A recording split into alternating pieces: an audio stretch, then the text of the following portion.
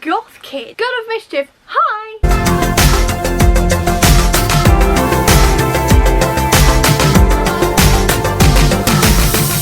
Hey everyone, and welcome to October's TBR Assemble. Now, like I said with the previous videos that I've just done as well, please do ignore that noise. I am filming this on the same day I was filming those other two videos, and that person hasn't stopped yet, so please just ignore that, quite frankly.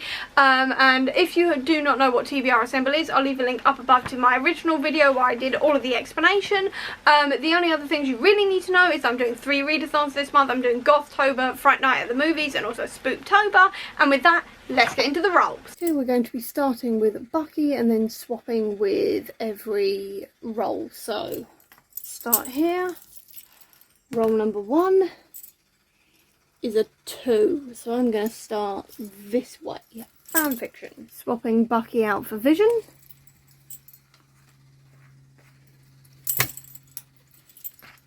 Role number 2 is a 6. So I'm gonna go for top one, actually. That is Lady Sif, Shadowhunters, for 3 points. My first prompt was Lady Sif, which is to read a Shadowhunters book, and I'm going to be going for the Bane Chronicles. This is the next one in the series. I mean, technically, I probably should have read Tales from the Shadowhunter Academy first, but that one is like 300 pages longer than this one, and my TBR, spoiler alert, is stacked. So I was like, nah, I'm going to read the short one. This one is a collection of short stories all about Magnus Bane, and very excited for this. I do love Magnus as a character. He is my favourite character, and this is also accounting for a couple of prompts. The first one is Coraline for the Fright Night at the Movies readathon, because obviously it's a blue cover, and then it's also accounting for biblical references for Gothtober, of which I am Team Death, because biblical references are throughout this, because they're always talking about the angel and things like that, so that's why I'm going to be counting it. Swapping Vision out for Wanda.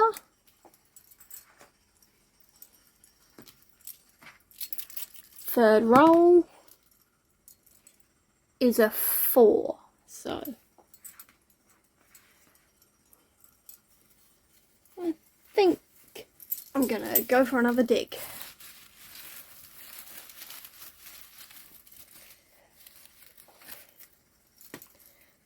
This one is Loki, continue a series, for 3 points. My second prompt was Loki to continue a series, so I'm going to be using this excuse for the Dying of the Light, which is the 9th book in the Skullduggery Pleasant series. I can't tell you what this one is specifically about because it's the final one in the original series. All I can say is that it is an Irish set fantasy where a young girl ends up teaming up with Skullduggery Pleasant, who is a magical skeleton detective, and the two of them end up having to use magic to stop the world from ending via magical villains. Essentially, that's all I can really say. It's absolutely brilliant. I love it. This is part of the Dead Famous read-along. This is the last book I have ever read in this series. So after this, everything is brand new, which is very exciting, like ridiculously exciting. And I also can't remember much about this one further than the fact that there's flash forwards. That's all I remember. Literally, that is all I remember. I remember nothing else about this book, so I'm practically going into this one with no knowledge whatsoever, which is so exciting. And I cannot wait to read this one. It's also counting for a couple of prompts. The first one is Murder for Gothtober, because I'm sure there's going to be a murder in here. There's a murder in every single one of these books, quite frankly, so I'm guessing there's going to be a murder. It's also counting for the Addams Family prompt for the Fright Night at the Movies. I'm pretty sure that one is read a book in a series, if I remember rightly, so that's where that's coming in. And it's also counting for comfort reread / buddy read for Spoopathon. So this one is sort of like a comfort reread. Technically I'm reading it for the first time because I can't remember anything about it, but this series is very, very comforting to me, and it is a reread, and I will be buddy reading it specifically with Abby from Abbey of Pelennor. This is the final one that we can read together where I actually know stuff, and then after that she's just going to have to scream by herself, apologies Abby. And then it's also technically a buddy read as well with everybody else who's doing the Dead Famous read along, so that's why it's counting. Love a good prompt stacked. Cannot wait to read this one. Very excited. Swapping Wanda out for Valkyrie.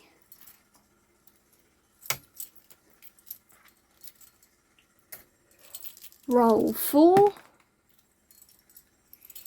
is a 6. So I'm going to go for another dig because this seems to be working. Going to go for this one. That is, I went for the head for 4 points.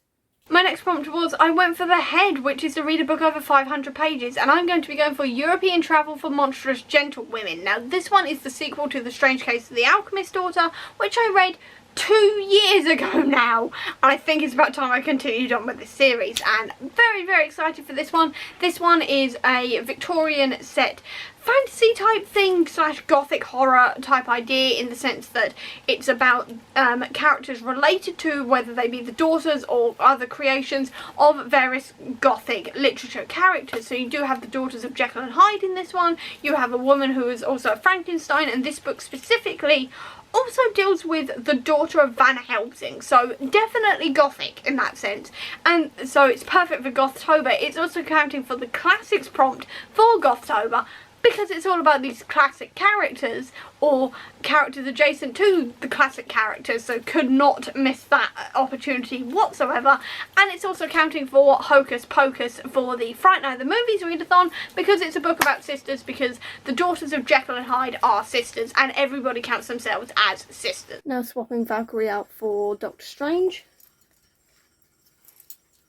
Next roll is a 4, so I'm gonna go for another dig again.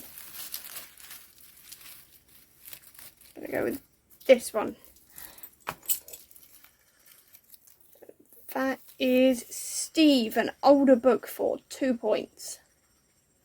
My next prompt was Steve, which was to read an older book, so I'm going to be going for Fear Street Book 1. I'm not going to try and read all of these, I'm just going to read the first one, which is The New Girl, and this is obviously where the original Fear Street series starts. I'm very, very excited to read this. I loved the Fear Street movies. I pretty enjoyed the Goosebumps books as a kid, and I've never read anything else by R.L. Stine. Haven't read any in years. Very excited to be slightly creeped out, hopefully, by this.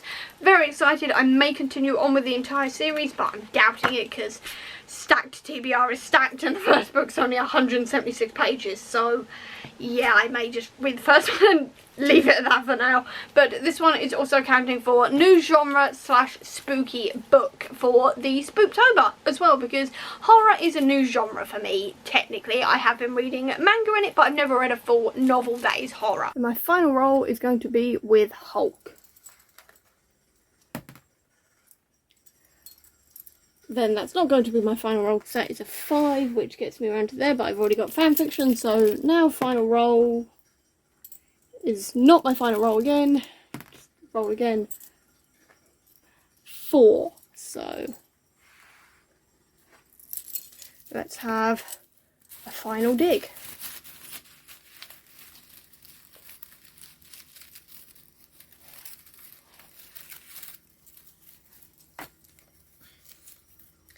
This is, if I can get it around the right way, Gomorrah, a library book for 2 points. And then my final roll was Gomorrah, which is to read a library book. So I'm going to be reading Tokyo Ghoul Volume 6 for this. I currently have it in my library. I'm hoping to extend that through to next month, fingers crossed. If not, I will pick another manga that comes through on my library, so fingers crossed on that one. But Tokyo Ghoul is essentially all about ghouls. It's a manga, and it's very gory in places, and just generally quite fun. So cannot wait to read this one, even if it's not covering any prompts. If it does squeeze in somewhere, I will squeeze it in somewhere, but at the moment, not entirely sure. And then obviously that's not the end of my TBR, because again, I like making things hard for myself by reading a whole ton of other books. So let's get into it. First one is Good Omens, because Good Omens, and one of the prompts is to read a book about omens for Gothtober, be that good omens or bad omens, and Hannah literally said that Good Omens would fit, and quite frankly that was just challenging me, that was just daring me to reread this, so Good Omens is on the list. It's not technically spooky, but there is an angel and a demon, and it covers the prompt, so I'm going for it. And quite frankly, what did you expect? It's me. What did anyone expect? There's no way I wasn't going to read this. I've then also got 2 Christmas books on the list, which is weird, but they're Tom Fletcher's Christmas books, so these are the Christmasaurus and the Naughty List and the Christmasaurus picture book, and I'm reading these for the Nightmare Before Christmas prompt, which is to read a book either set around Halloween or Christmas, and also for the disability rep prompt for Gothtober, because the main character is a wheelchair user in this series. I do really enjoy this series. I'm not a Christmassy person whatsoever. I literally saw my first Christmas advert like yesterday at time of filming, and my skin turned green, like my hair. I was just like, no, but it happened. Wasn't happy about it, never mind. But I like these books. I find these books really fun. I love Tom as an author and everything else, and I just cannot wait to read this one because I really enjoyed the Christmasaurus series. I've then also got the Foul Twins Get What They Deserve on this list for the Consequences prompt. Now, Consequences, I'm guessing, is going to be in this book because it's dealing with the fallout of the first book, where the person that they sort of double-crossed in the first book is trying to now get them in the third book, and it is also called The Foul Twins Get What They Deserve, so I'm guessing consequences are involved in this. I mean, it'd be weird with that title if they didn't, so fingers crossed this actually deals with consequences. But either way, I'm really excited to read this one. I basically know nothing about the plot further than that because I like going into The Foul Twins without much knowledge, because I just enjoy the ride, quite frankly. I just enjoy the ride of this. Then there's also These Violent Delights, which is the Avengers Reading Challenge book, and this one is a Romeo and Juliet retelling set in 1920 Shanghai. I'm a little bit worried, but Hannah has recommended it to me and reassured me that I should like this one, so I'm counting it for the recommended to me prompt for Spoopathon alongside diverse rep for that one, and it's also counting for BIPOC rep as well for Gothtober. I then have my What If collection of comics, but again, I don't really know which ones I'm reading yet or anything because I am filming this in advance and I may read some of these comics in the meantime or something, I don't know. But either way, very excited to read these ones because I love the What If comics, or at least I'm really enjoying quite a lot of them, and I'm loving reading other stuff about each of the characters as they pop up. So I'm going to be reading those. I may also read Exiles and stuff like this. I don't know. Again, it depends on what happens, but I'm thinking What If and Exiles is a good shout. I then also wouldn't mind reading Hellstrom as well if I get the chance, because he is the son of a demon or son of Satan. It depends on which comic you're reading, but I really liked the TV show, which was all about him as well. I really like him as a character, and I wanted to read a comic all about him, so Hellstrom is on the list. Then the final comic I'd also like to squeeze on is Die, which is described as goth and gory Jumanji.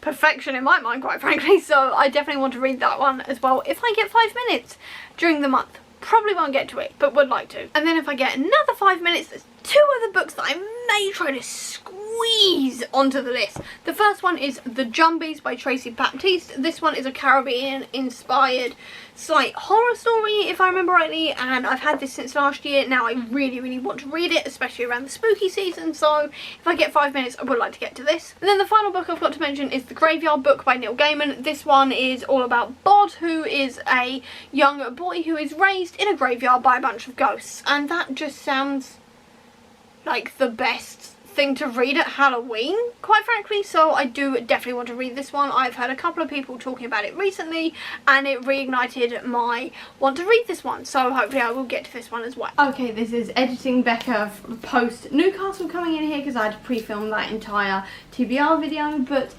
I've got a couple of other comics to add to the list because of course I do. The first 2 are these ones by Roman Dirge. This is The Cat with a Really Big Head, and then also Something at the Window is Scratching. They're slightly macabre stories, so I thought they'd fit in, and they're also really quick reads because, as you can see, it's like quite a lot of drawings and not a lot of writing and things like this, so I thought they'd be really quick and they'd just be really fun to read around Halloween. I've also got Pride and Prejudice and Zombies because I think this covers one of the Gothtober prompts if I remember rightly, and also zombies and Halloween. Perfect combination essentially, and I just got this one and I'm very excited to read it, so I'm going to try and squeeze this one in as well. There is also Something That Is Killing the Children. This one is another spooky type idea where children are going missing and there's a monster hunter, so perfect again for this time of year. And then the only other 2 I want to mention is Marvel Zombies 3 and Marvel Zombies Resurrection for obvious reasons. I started reading Marvel Zombies in September, really enjoyed it, so I want to continue the series and go for the reboot as well. well if I get time. Obviously though, I'm not planning on trying to get through all of these, but I'm giving myself some options, seeing if I can get through them. Probably won't, but a girl can try, essentially. So now back to the original video. And that stack looks doable for what I want to read in October, but that is not including European Travel for Monstrous Gentlewomen, which is 700 pages long, like I said, along with Tokyo Ghoul, the Christmasaurus, and also the Foul Twins Get What They Deserve.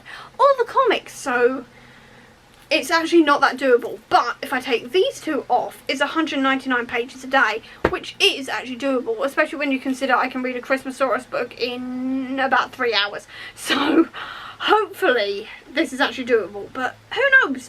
Fingers crossed. Help, essentially. I think the answer to this is help. I don't know what I'm doing, but well, I've done it now, it's on film, so I'm going to attempt to do it anyway. And that is absolutely everything I'm going to be trying to read in October. So I hope you enjoyed this video. If you did, please do give me a thumbs up. Comment down below, tell me what you're reading in October, or if you're taking part in any of the readathons, or if you don't have that much time, leave me a Halloween related emoji down below in the comments to let me know that you were here. Also leave a link down below to all my social media if you want to check it out, including to the Comic Book Sanctum, which is my website dedicated to Marvel Comics. And if you want to see any more of my videos, please click subscribe here, and over here will be the link to my previous video. But until next time everyone, bye!